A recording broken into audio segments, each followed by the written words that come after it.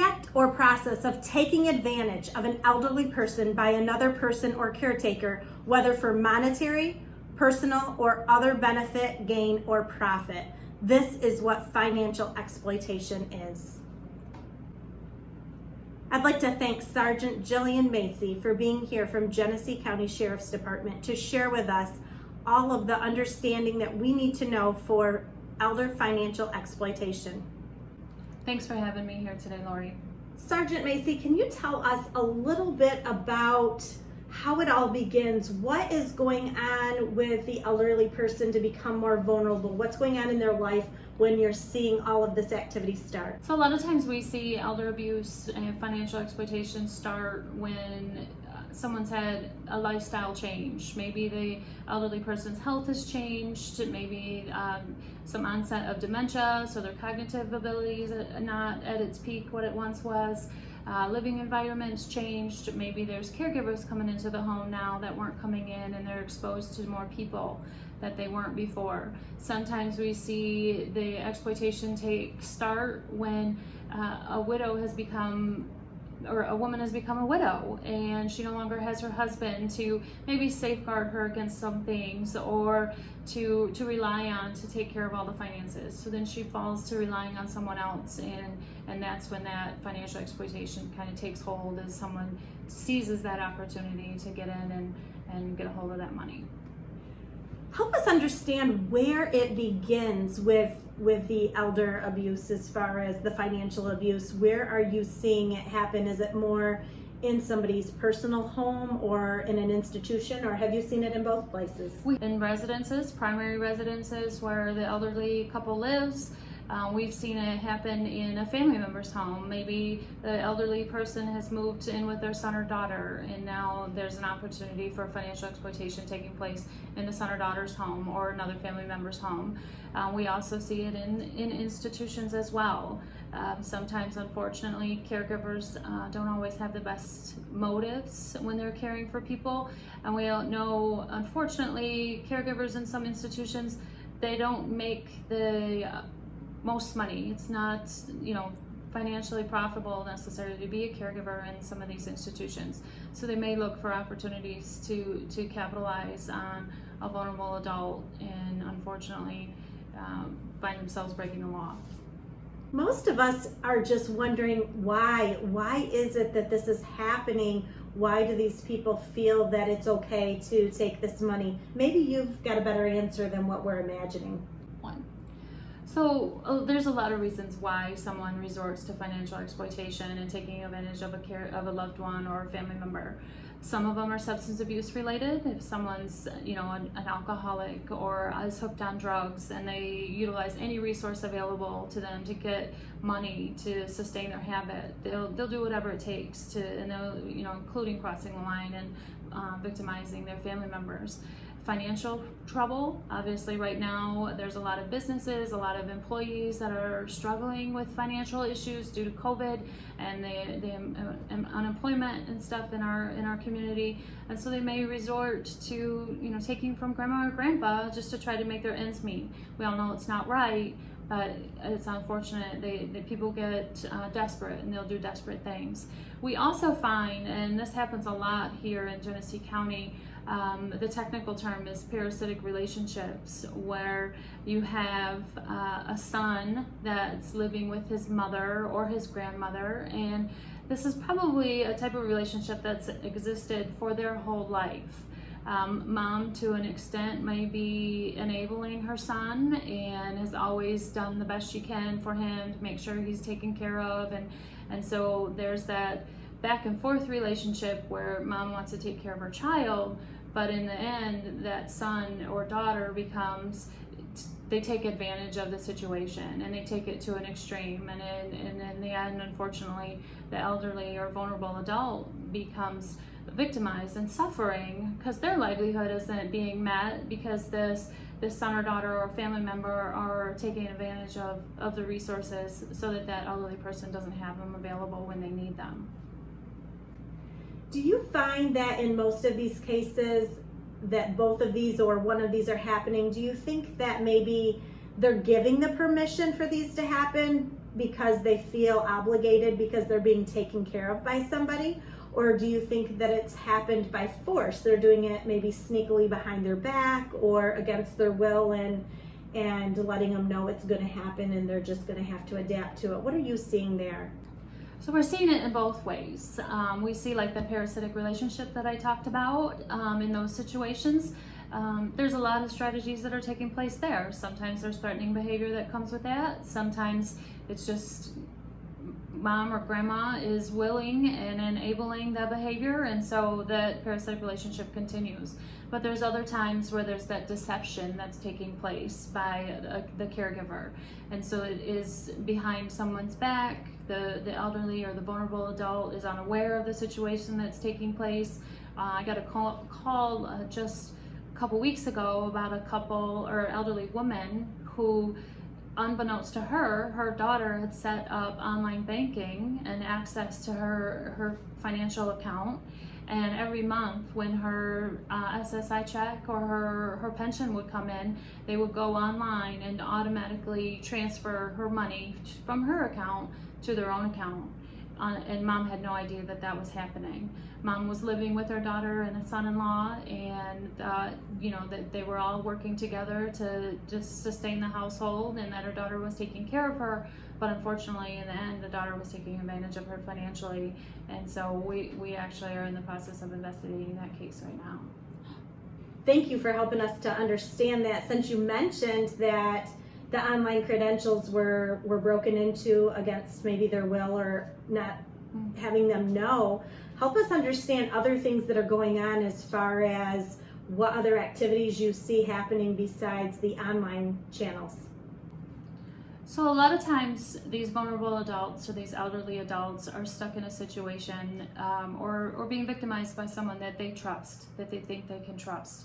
And so they're very willing to share whatever information that they have or they need. A lot of times maybe a caregiver needs to go to the grocery store and pick up some groceries for this elderly person that doesn't have the ability to drive anymore. So, well, go ahead and take my debit card, and here's my PIN number, and you can use my card. And yeah, not an appropriate situation. That's crossing the boundaries of a caregiver and patient relationship, and unfortunately the victim is taken for a ride a lot of times in those situations. Or if we have an elderly person that can't drive, okay, I'll go ahead and take you to the bank, and so then they manage to get their hands on those important documents or those significant account numbers or information like PIN numbers or something, and so underhandedly they get their hands on that information, and unfortunately it leads to further exploitation. I know I'm thinking it, and I'm sure our viewers are wondering, maybe they have noticed something like this happening to their neighbor, to a family member, a close friend, and they're wondering, who do I report this to? And is there maybe some proof or documentation I should be getting to prove this out? Help us and our viewers to understand what they should be documenting and when they should reach out and contact somebody and who that somebody should be.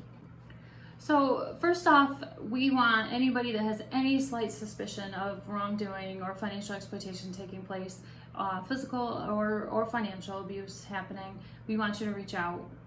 We all know we have that intuition, and most of the time it's heading us in the right direction. So if you have any suspicions, don't hesitate to reach out to our elder abuse hotline at the sheriff's office, and just give us a heads up on what's going on. In order for us to put a case together to take to the prosecutor's office, we need a lot of documentation, especially in financial exploitation cases. We need bank records. We need, if possible, times and dates where these possible transactions were taking place. If it's not a family member that's known to them, we need as much information about the suspect as possible, names, dates of birth, so we can kind of do our research on if there's any criminal history or employment in the realm of elderly care. So we can put our case together as far as what this person's role is in this elderly person's life. But yeah, first and foremost, any suspicions, you want to reach out. We certainly take every call that we get through our hotline seriously, and we want to make sure we're getting it before it gets too serious, if we can. So if somebody is right here in Genesee County and they are pretty sure they're ready to report, what number could they call? Well, they can call. Anybody needs help or suspects anything along the lines of elder abuse or financial exploitation, you want to reach out to our Genesee County Sheriff's Office Elder Abuse Hotline. That number is 810-257-3422. This number is answered 24/7 by our dispatchers at the Sheriff's Office, and they can, if those dispatchers aren't able to answer your questions or get you help immediately, they'll refer you to myself, my social worker, or my deputy that works with me in our office in our elder abuse task force. We also, luckily here in Genesee County, because we're blessed with the senior millage, we have dedicated investigators in Genesee County Sheriff's Office that focus solely on investigating financial exploitation and elder abuse cases. So we're very lucky to have those resources here, and we know that, so please utilize them if you are in Genesee County. So if somebody isn't in Genesee County, I'd like to make sure we have a number for anybody in the state of Michigan to know where to call. And if we have any viewers outside of the state of Michigan, if you have a phrase that they should be Googling and searching so that they are calling the right person in their county or their state, could you help us with a little bit more information for the ones out of Genesee County? So if anybody's outside of Genesee County, you want to call the State Adult Protective Services hotline. They can contact or get in touch with any caseworker or agent in the state of Michigan. It's a call center that's based out of Lansing, so they'll take as much information as you can share with them, and then they'll assign it to whatever county or caseworker is in that area for that vulnerable adult.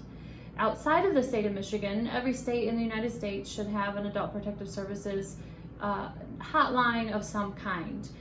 You can Google Adult Protective Services and the specific state that you're looking for if you need to find that hotline number. And if at the very least, and you don't have any success with that, you can certainly call our hotline at the Sheriff's Office, and we'll help you get connected to that resource as well.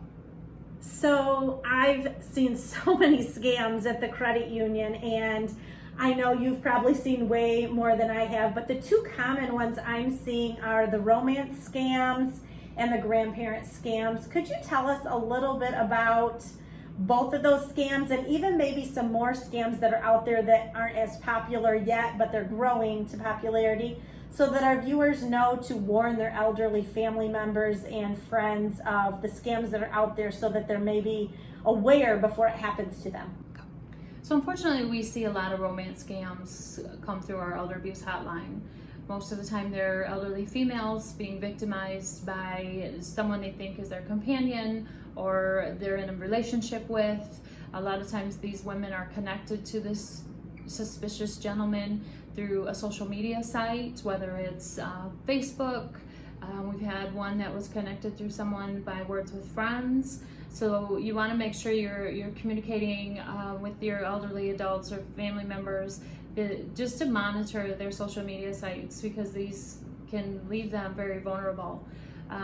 The relationship, these suspects don't always come right out automatically and ask for money. They put in their homework. They do their due diligence to figure out as much information about this vulnerable adult as they can, and they try to foster an actual relationship with them.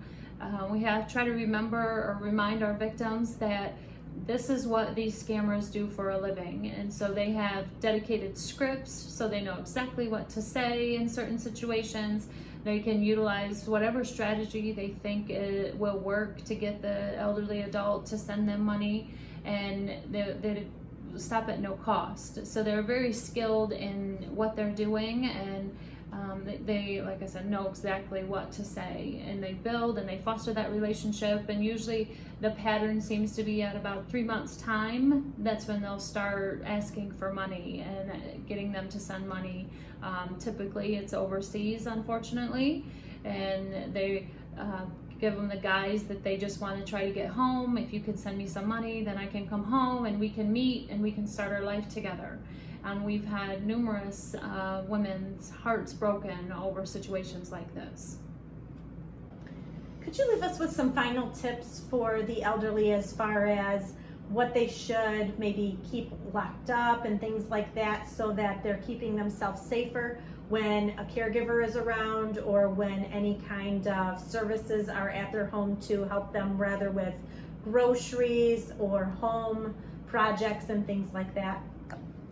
So we have to remember, with our elderly population that we're dealing with right now, their level of trust is unsurmountable. For someone like you or I, Lori, we come from just the environment that we're working in right now, where we don't always trust everything at surface value. Our elderly population that we have comes from a different era. They are trusting of anybody. They believe people at their word. And so unfortunately, these elderly people will let folks come into their home because they think it's legit what they're saying, or they think their services are legit. And so it makes them vulnerable. We want to make sure your elderly loved ones are all of their personal identification information, whether it's a driver's license or an ID or a birth certificate or a social security card, mortgage information, any of that financial documents that has important information on it is all secured in a safe or a safety deposit box, or somewhere that not just anybody can access that information. And if as a family member you need to step in and make sure that stuff is secured, then you want to make sure you're taking that step to prevent the elderly person from being victimized. We also, maybe the loved one is looking to have some services done. Maybe they want to put a new deck on the back porch or on the back of the house, or they want to have some remodeling services.